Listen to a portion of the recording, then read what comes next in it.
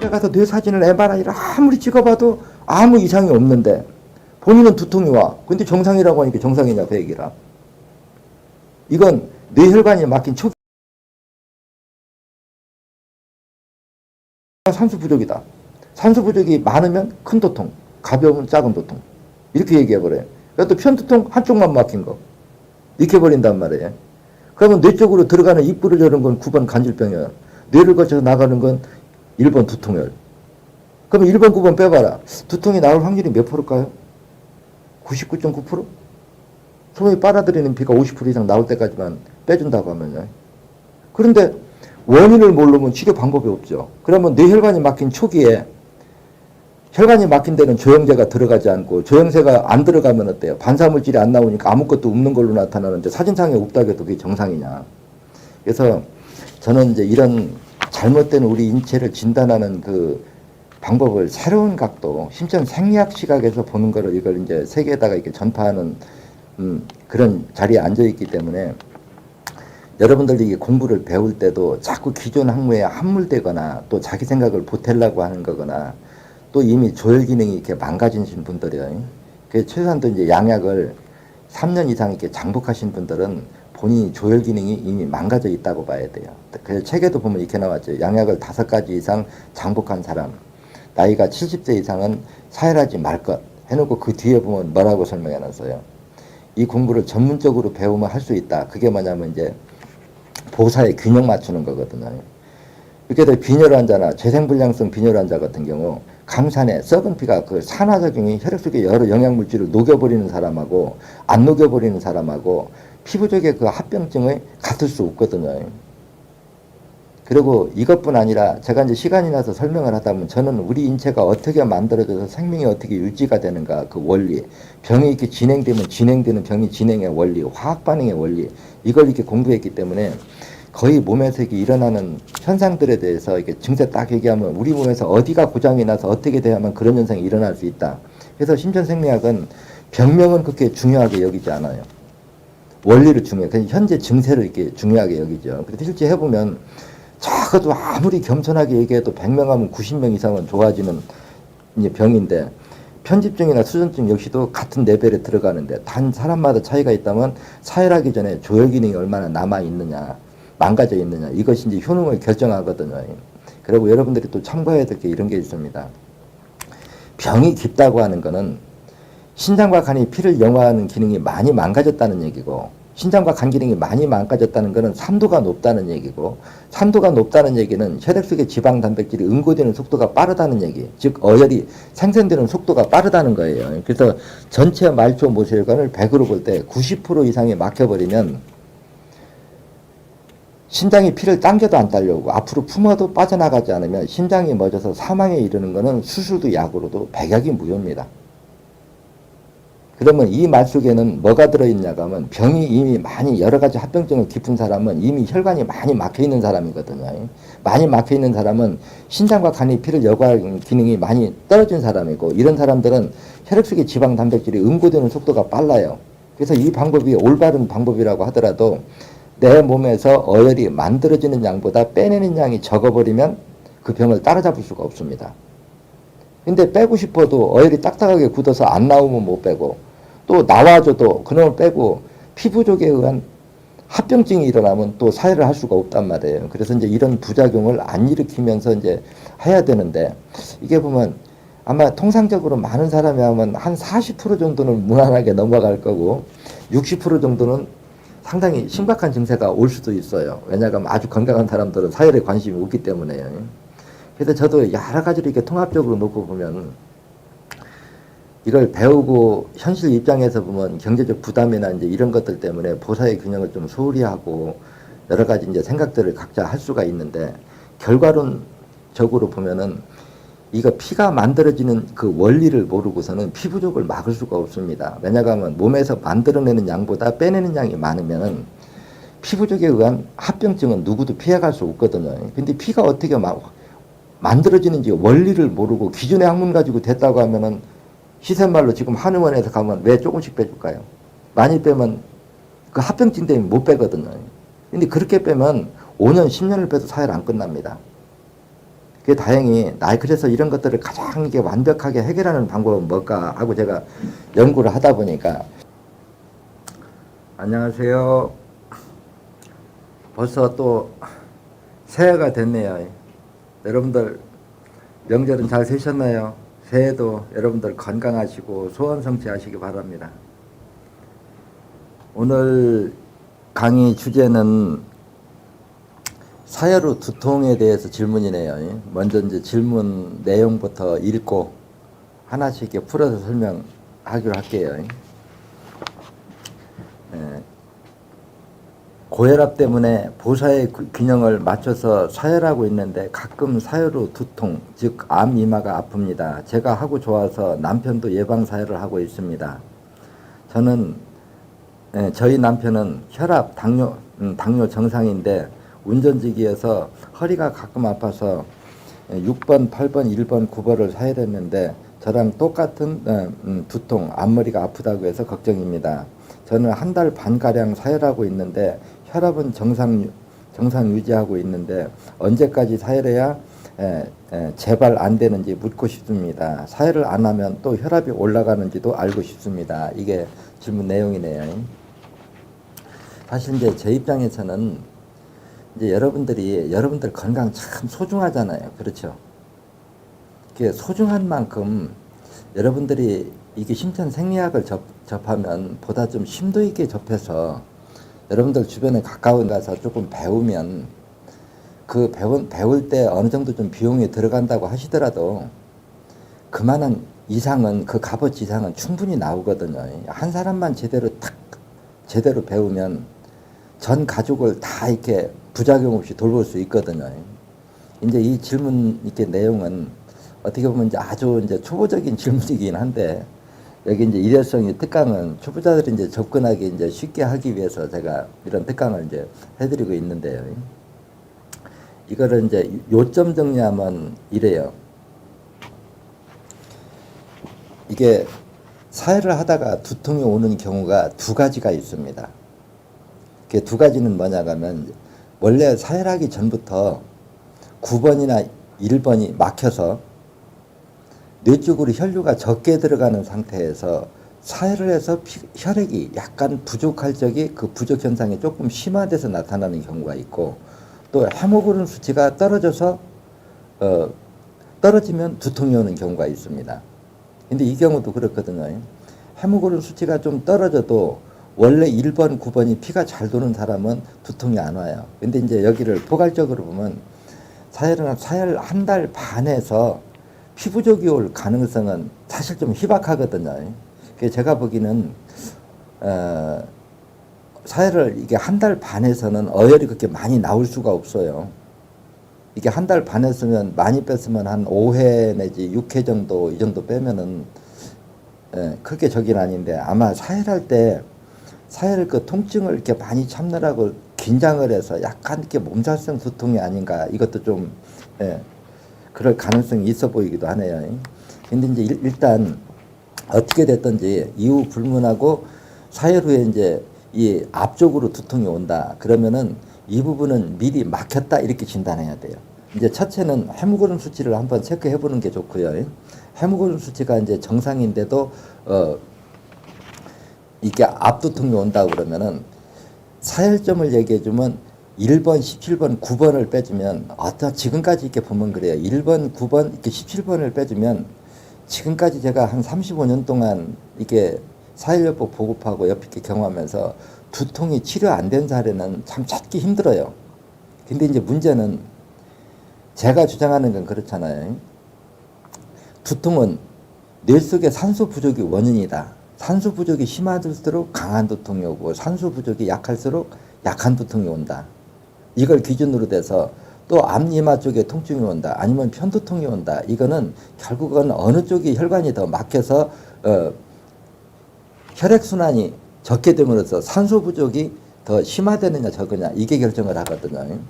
그래서 어떠한 두통이든지 이후 불문하고 1번, 17번, 9번을 빼서 손으로 빨아들이는 피가 한 10%, 20% 나오면 일단 두통을 멎을 겁니다.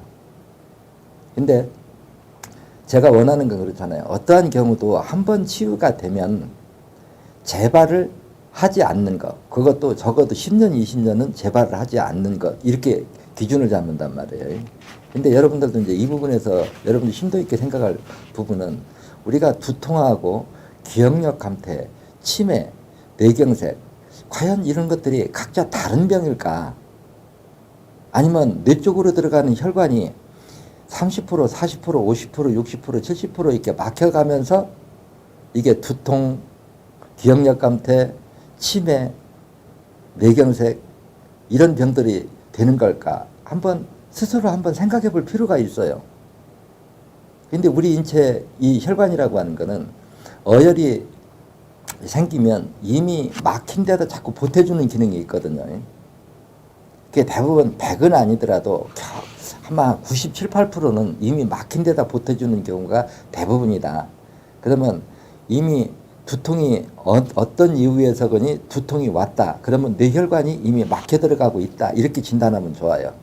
그래서 뇌혈관이 이제 이미 막힌 데다가 자꾸 보태줘 가지고 혈액 공급량이 줄어든 만큼 산소 부족이 더 심화되면 더 강한 두통이 오고, 또 영양 공급이 안 돼서 뇌세포 분열 기능이 떨어져 버리면은 이제 기억력이 떨어지는 거고, 또 피가 못 돈 시간이 길어져서 뇌혈관이 이제 막힌 부분이 넓어지면 이제 뇌경색, 또 재수 없이 피가 못 돈 부분이 산도가 높아져서 산의 산화작용이 혈관벽을 녹여버려 터뜨리면 뇌출혈, 이렇게 진행이 되거든요. 근데 이게 외형상으로는 각자 다른 증세라고 해도 결국은 뇌혈관이 많이 막혔냐 적게 막혔냐, 혈관이 막힌 시간이 길어지냐 짧으냐, 이 차이밖에는 없거든요. 그래서 두통 같은 경우에는 사회를 해서 이제 사람에 따라서 그래요. 어혈이 잘 나오는 사람은 한 번 빼고도 좋아지는 사람이 있고, 아주 심한 사람들은 한 6, 7개월 빼야 이게 뚫어지는 사람이 있고 그렇거든요.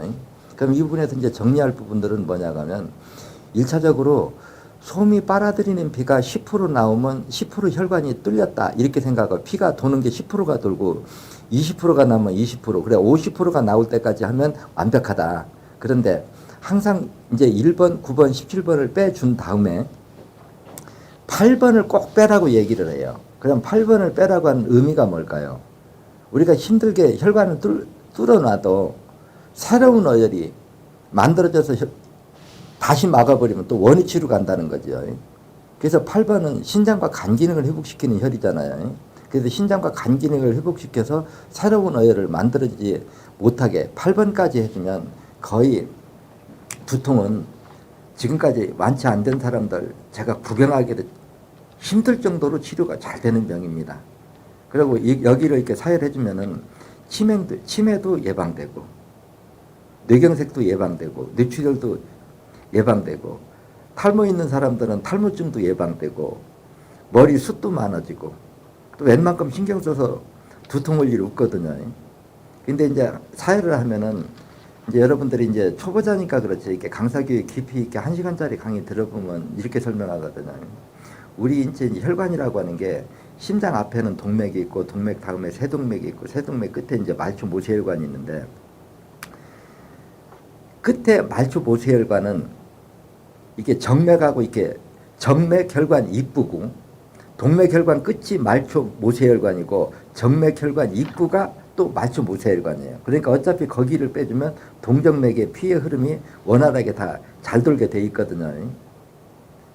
그래서 어혈을 빼서 잘 나오면, 근데 이제 어혈을 빼면 말초 모세혈관이라고 하는 거는 마치 그 스펀지 그 사이처럼 미로처럼 전체가 다 이렇게 연결이 돼 있어요. 그래서 특정 한 군데서 빼면 주변에 있는 어혈이 이렇게 딸려오기 때문에 어혈이 나와서 피만 돌면, 피의 유속만 빨라지면 산소 공급이 늘어난 만큼 두통은 당장 멎어요. 근데 여기서 빼면은 주변 어혈이 또 딸려오면 또 빼내고, 주변에 얼려서 오면 이렇게 빼내고, 근데 이거를 이제 녹이면서 빼는 거하고 그냥 빼는 거하고, 그냥도 어혈이 이제 가끔 가다가는 어혈이 묽어서 그냥 생다지구리 빼도 나오는 사람들이 종종 있거든요.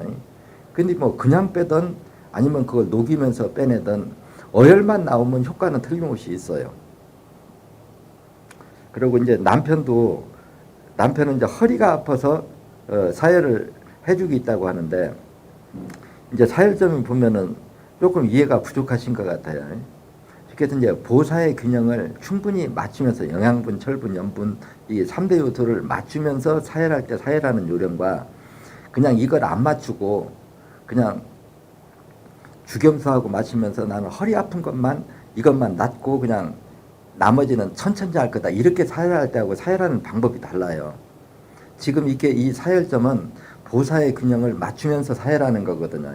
그래서 그냥 허리가 너무 이렇게 심하게 아파가지고 아이고 나는 허리 아픈 거나 좀 몸에 나고 말겠다 이러면은 그냥 빼도 한 5회 내지 6회만 빼도 어혈만 나오면 좀 좋아지는 사람이 있고 그렇게 해도 잘 안 나오면은 좀 어혈이 나오는데도 이게 바로 통증이 안 없어지고 이러면은 그냥 어혈 빼는 양 봐서 그냥 철분 보충기 하고 주겸수하고 요것만 맞으면서 6번 14분만 빼주는 게 사혈점이에요. 이제 8번하고 9번 1번을 빼는 거는 몸을 통째로 신장과 간까지 궁극적으로 이렇게 좋아지게 하는 거거든요. 이렇게 빼면서 보사의 균형을 안 맞추면서 헤모글로빈 수치가 떨어지면은 모든 증세가 동시에 안 좋거든요. 그래서 어떠한 경우도 헤모글로빈 수치를 10 밑으로는 떨어지지 않게 한다. 좀 이해가 됐나요? 여기다 좀 이제 덧붙이고 싶은 내용은 그래요. 여러분들이 그 신천 생리학을 공부를 잘 해보시면은 뭐냐고 하면 지금 이제 남편 같은 경우에는 아직 고혈압 당뇨가 없다고 그러잖아요.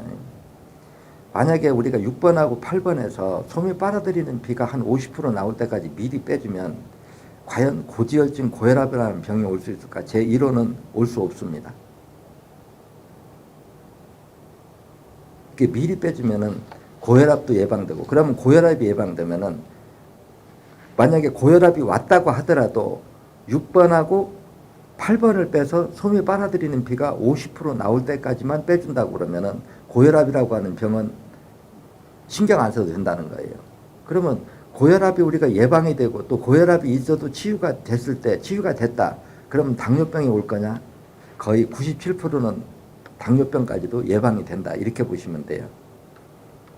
그래서 이제 여러 사람들이 이제 환경이 조금씩 다르니까 자신 이제 그 환경에 맞게끔 이렇게 적용해서 사혈하시면 그래서 그냥 단답으로 그냥 머리 아플 적에 머리 아픈 것만 이렇게 조금 임시 처방으로 너무 고통스럽고 이러면은 그냥 1번, 17번, 9번 요것만 이렇게 빼면은 어혈이 나오면 그 나름대로 있어요. 근데 이제 가끔 가다가 어혈이 너무 이제 완전히 그 콜타루처럼 칵 쩔어서 까만 콜타루처럼 이렇게 침으로 찌르면은 좁쌀알갱이처럼 해가지고 이렇게 또그로만 이렇게 손으로 닦아보면 또글또글 굴릴 정도로 그렇게 오래 막힌 사람들이 있거든요.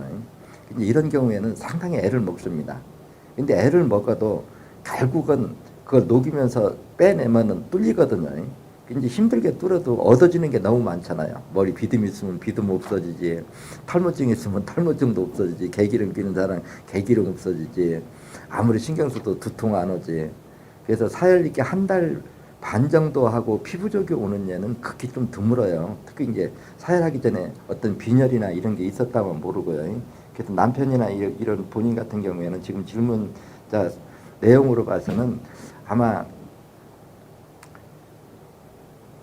사혈을 하면서 어떤 긴장이나 이런 거라서 이제 사혈하면 침으로 찌르고 땡기고 이러면 이렇게 많이 아플 수가 있거든요. 그래서 몸을 이렇게 경직돼서 오는 거 아닌가 이렇게 싶어요. 그렇지만 그래도 이미 경직이 됐던 어쨌든 1번, 17번, 9번을 빼주시면 그런 증상은 없어지고 또 거기를 빼주면 앞으로 올 질병도 예방된다. 이렇게 정리하시면 돼요.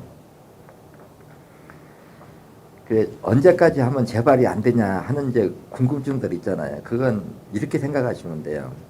8번하고 6번하고 빼서 솜이 빨아들이는 비가 50% 이상 나올 때까지 빼줘야 되는데 사실 8번하고 6번은 어혈의 양이 엄청 많습니다.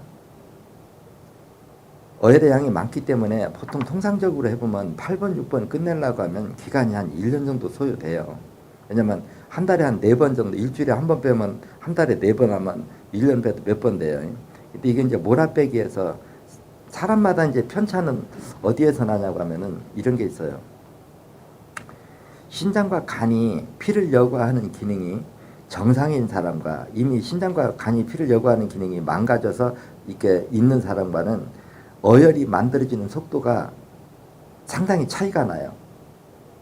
그래서 어혈이 만들어지는 속도가 이렇게 빠른 사람들은 유튜브에 보면은 그 몰아빼기라고 있잖아요. 그래서 내 몸에서 어혈이 만들어지는 양보다 이제 빼내는 양이 많아야 되고 그렇게 병증이 깊지 않고 난 아직 뭐 큰 병도 없고 이렇게 저기 하면은 이제 그런 분들은 그 책에 나와 있는 대로 236, 236, 236, 236 이렇게 계속 빼면 2번, 3번, 6번은 열에 9명 정도는 어혈이 쉽게 나오는 혈이 아니기 때문에 그 정도 빼서는 체력이 떨어지거나 피부족이 쉽게 안 올 겁니다. 사열 전에 이제 빈혈이나 있다고 하면 모를까요?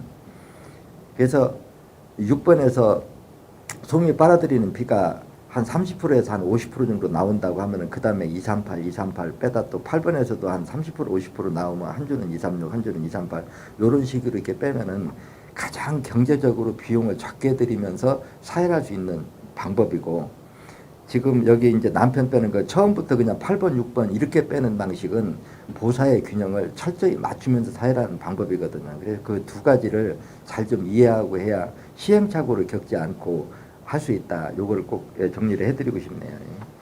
그 다음에 이제 두 번째 질문은요. 아마 지난번 그 강의한 거에 대해서 질문 같네요. 통증이 있을 경우에는 사혈을 하고 나면 통증이 사라짐으로 치유가 되었다는 걸 알 수 있지만 편집증 같은 경우엔 사혈 후 건강한 자식세포가 여러 번 거쳐야 치유가 되는 건가요? 이제 이런 질문이었어요. 예, 어떻게 보면 제대로 어느 정도 이렇게 이해하신 거예요. 제가 그 편집증에 대해서 지난번 강의할 때 그러잖아요. 우리의 이렇게 뇌의 구조는 뇌세포가 분열할 때마다 기존에 있는 정보가 넘어가면서 기억력이 이렇게 약화되거든요. 그러다 이렇게 자꾸 분열을 해야 기억력이 조금 얇아져서 우리가 이렇게 뭐 강박관념에 시달리는 그런 마음들이 이렇게 서서히 엷어지거든요. 그래서 이 제가 예전에 그 실화를 이렇게 얘기해주면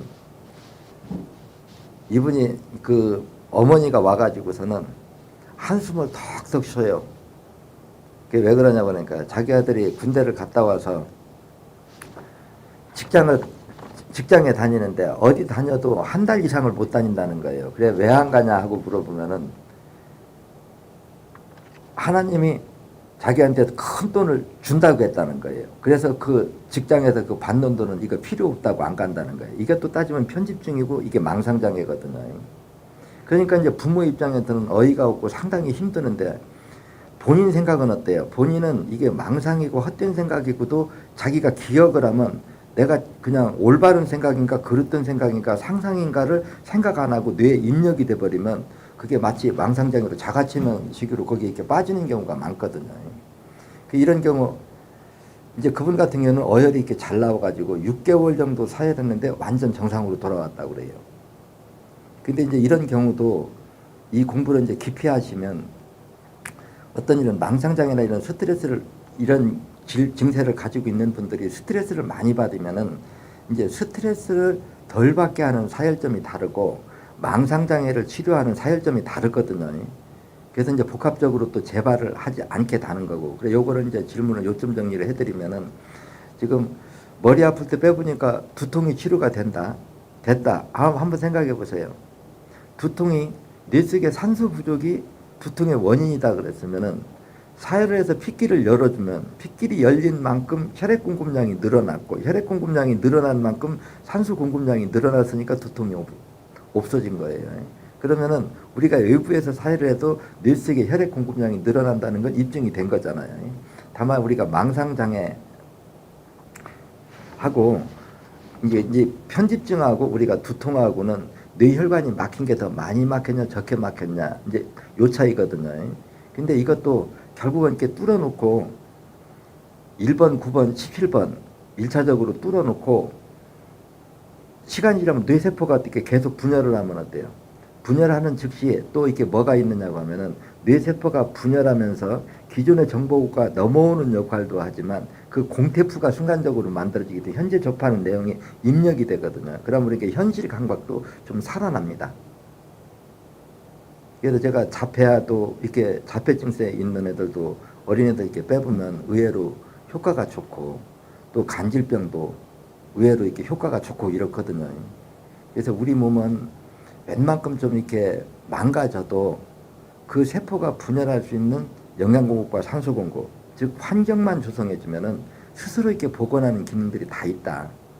그래서 편집증이나 이런 경우는 이해력이 부족하기 때문에 스트레스를 많이 받으면 이제 어떤 강박관념에 시달릴 수 있거든요. 그래서 이제 마음이 불안하고 초조하고 막 공포에 떨고 이런 이런 증세들은 5번, 30번이 치료점이에요. 그래서 여러분들이 그냥 가끔가다 이런 사람들이 있거든요.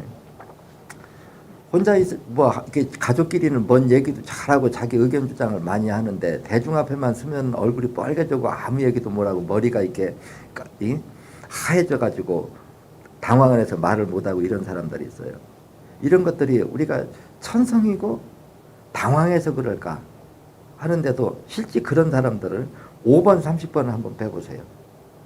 5번, 30번을 빼주고 나면 대중 앞에서도 집에서 가정에서 얘기하는 거지 편안한 자세로 자기 하고 싶은 표현들 다 해지거든요.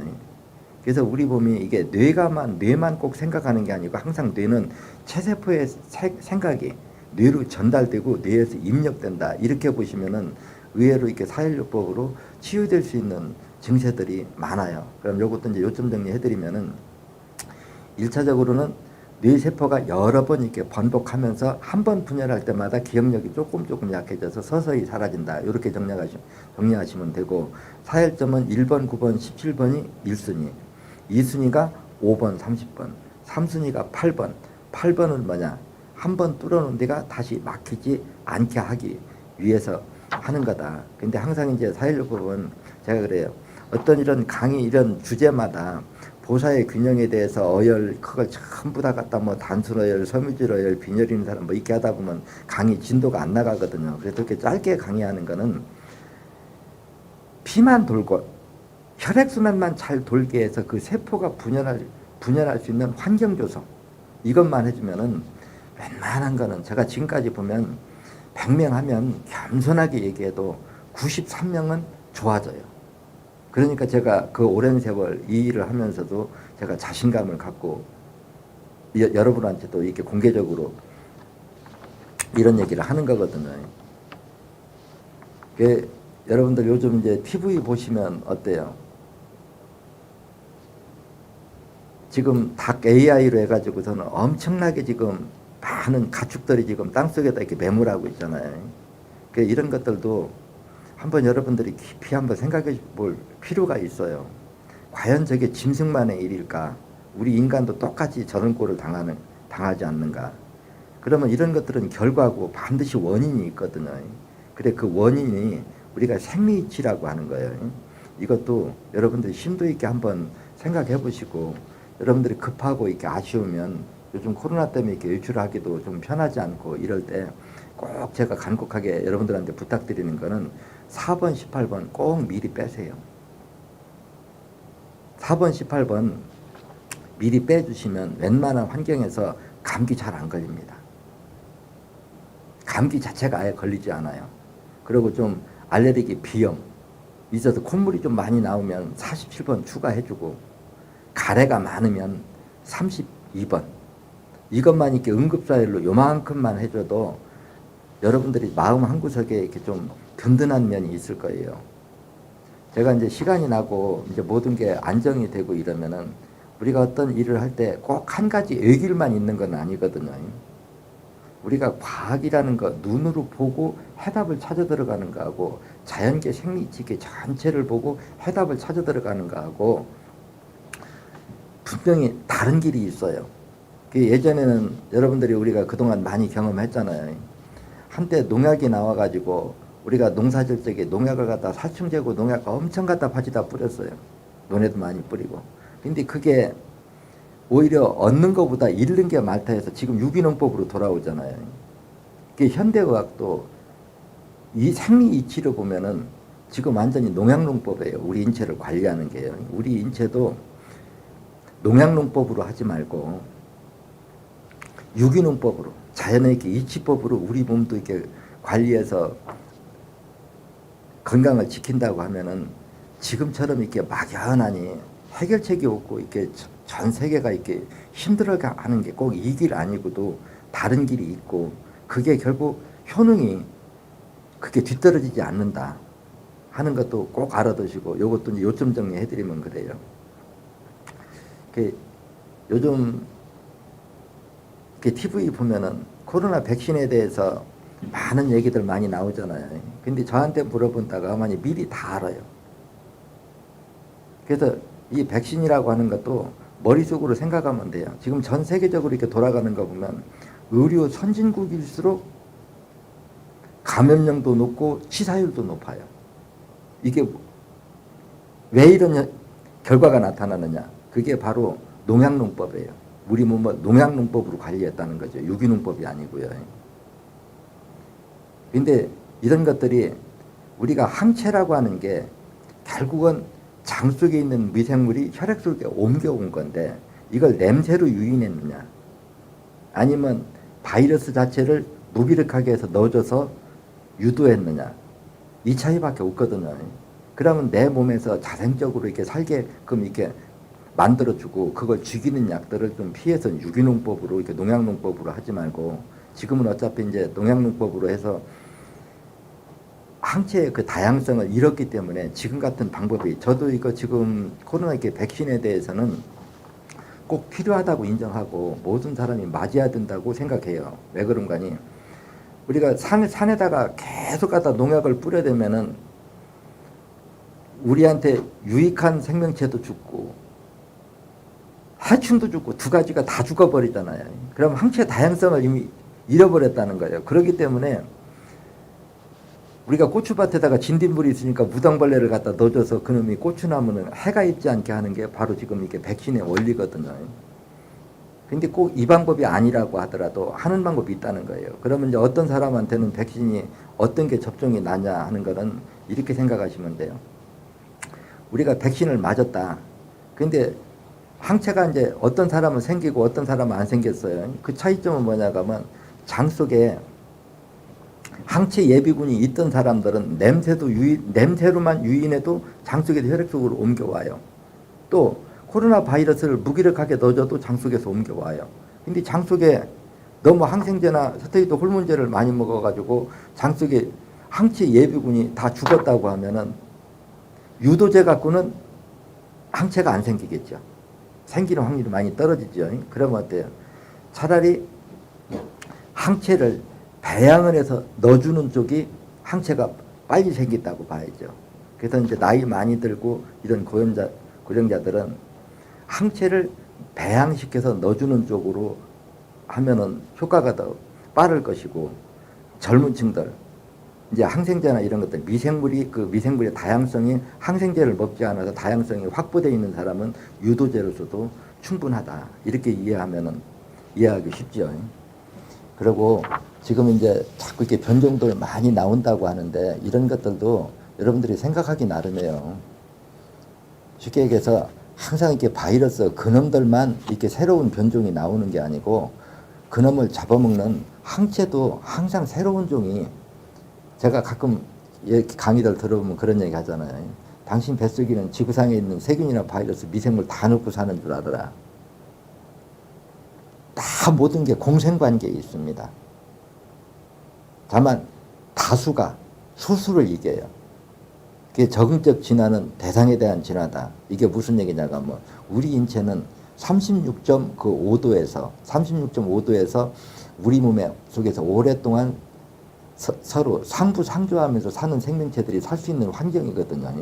우리 몸 밖에서 온 놈들은 온도가 다른 거고 그래서 아랫배의 온도를 36.5도를 이렇게 유지해주는 피가 잘 돌아서 산소 공급이 이루어져서 아랫배의 온도 유지에는 항체 다양성이 확보되는 거고 이미 생긴 항체는 8번을 빼서 신장과 간을 회복시켜서 혈액 속의 산소 포화도를 높여주면 최대한도로 힘을 발휘할 수 있는 환경이 되는 거고 또 이렇게 만들어진 항체도 혈관이 막히면 접근이 안 되잖아요. 이건 어때요? 사혈을 해서 핏기를 열어주는 걸로 이렇게 해결하는 방법이라면 이런 방법은 부작용도 없고 여러분들이 자신의 나이만큼 제가 어혈이 쌓인다 그러잖아요. 말초모세혈관을 100으로 볼 때 나이가 50이면 50%, 30세면 30% 쌓인다고 하고 나이가 90세가 되면 90%의 말초모세혈관이 막히면 심장이 피를 당겨도 안 따려고 앞으로 품어도 안 빠져나가면 심장에 멎어서 사망에 이른다. 이 말도 여러분들이 자꾸 이렇게 되새겨 보면은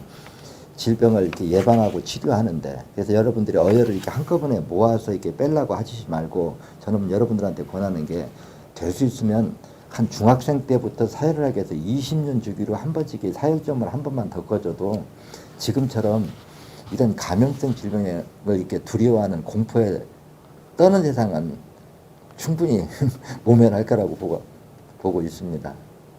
예, 여러분 오늘 강의는 시간이 다 됐으니까 이것으로 마치고요. 새해 건강하시고 여러분도 소원 성취하세요. 예, 여러분 반가웠습니다.